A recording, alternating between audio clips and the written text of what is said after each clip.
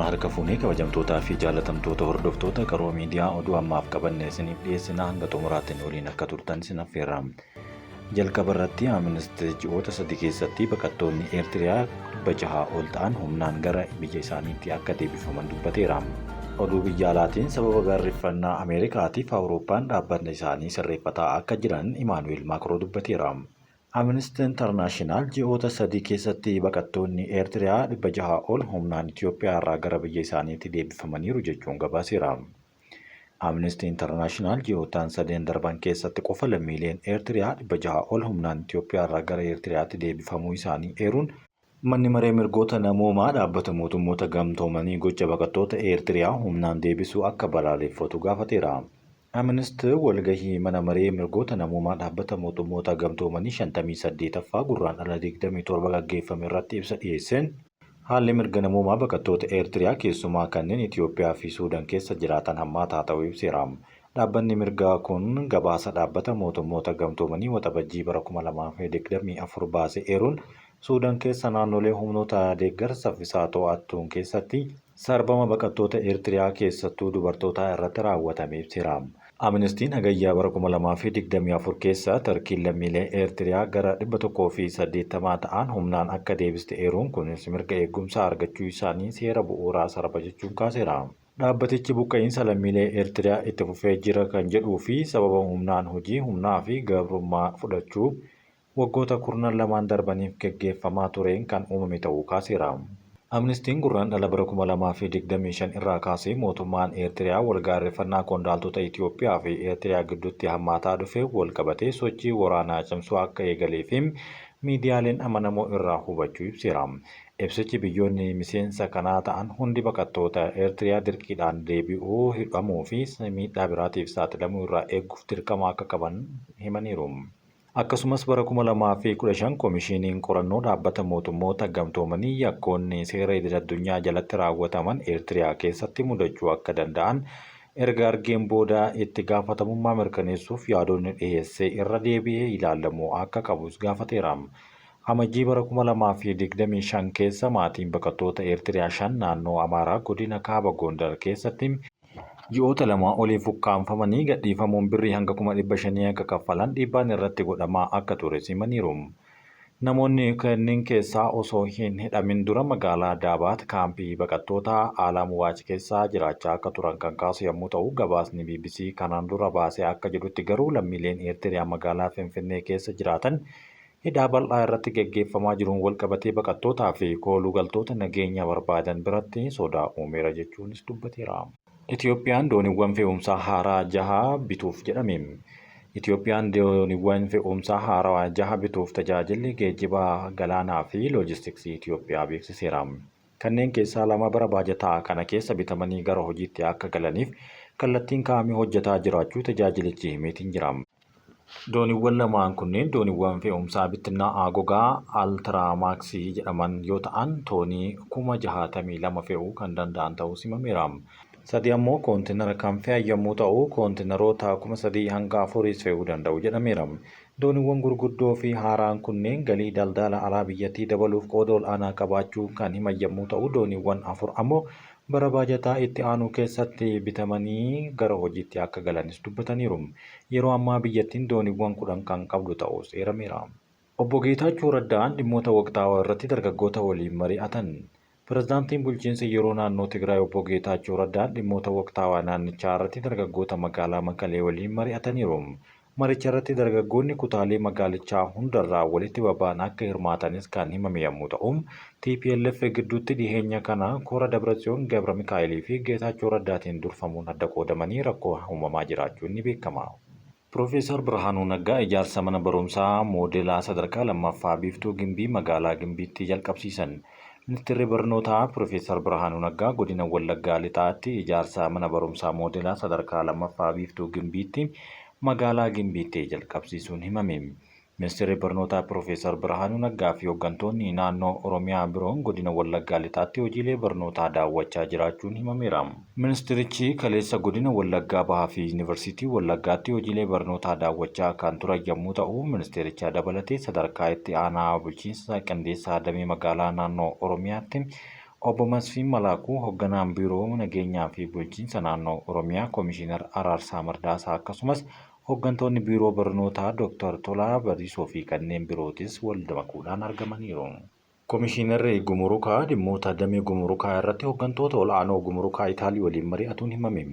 Komishiinarri Komishinii Gumurukaa dabalaa qabataa Daayireektara Jeneraal Qunnamtii Alaa Gumurukii Itaalii Andiree Maazeellaa fi Gumuruka Itaaliitti hoogganaa dhimma Gumurukaa Awurooppaa fi idil-addunyaa Raafaa'el Kaapuwaanoo wajjin dhimmoota dhaabbilee Gumurukaa biyyoota lamaanii waliin hojjechuu danda'an irratti marii taasisaniiru.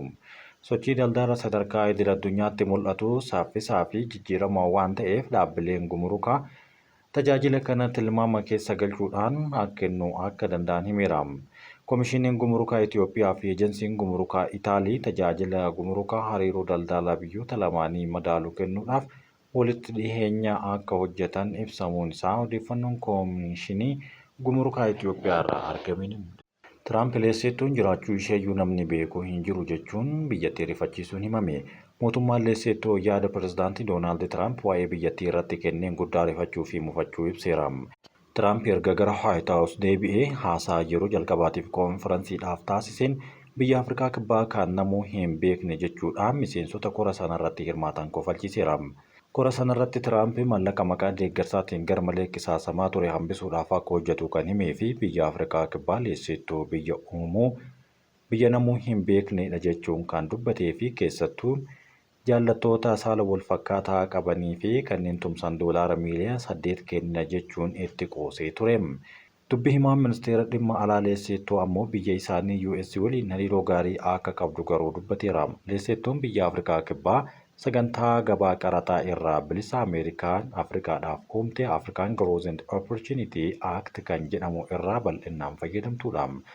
Mootummaan Ameerikaa akka jedhutti bara 2024 keessa biyyoota lameen gidduutti daldalli doolaara miiliyoona 240 ta'u daldalameera jechuun kaaseera. Meeshaalee daldalaa maallaqa kana argamsiisan hedduun isaanii leessittuu irraa gara US kan seenan yommuu ta'u oomishaaleen huccuu daldalaa kana keessatti kan argamanidha. Ministeerri dhimma alaa leessittuu akka jedhetti biyya tokko biyya birmadummaa mataa ishee qabdu haala kanaan kaasuun akka nama rifachiisu jechuun kaaseera. Kan nama ajaa'ibu biyya isaanii namuu waa'ee ishee kan hin dhageenye jechuun US dhaabbiidhaan kan ergamaa ishee keessaa qabdudha jechuun dubbateera. Leessittuun miseensa UN fi jaarmiyaalee idil-addunyaa hedduu kan taatee fi US mataan ishee imbaasii asii qabdi jechuun kan dubbatee fi dhaabbileen US hedduun kan as keessatti argamanidha jechuun dubbateera.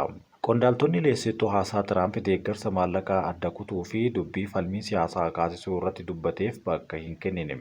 Hariiroo cimaa Ameerikaa waliin qabnu itti fufna kan jedhanii fi ergamaa as nutis Washington keessaa imbaasii qabnaa dubbii Tiraamp kanaaf bakka hin kenninu jedhan.